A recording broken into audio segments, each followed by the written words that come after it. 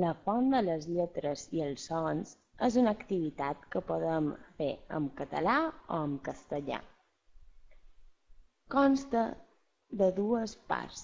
La primera part, les paraules agudes, planes i esdrújoles.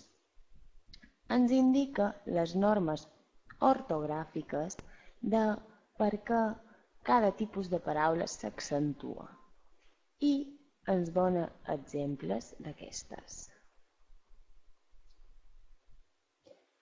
L'altra activitat, el petit taller, consta d'una taula en què apareix un llistat de paraules on hem d'indicar amb una creu si és una paraula aguda, una paraula plana o una paraula esdrúixola.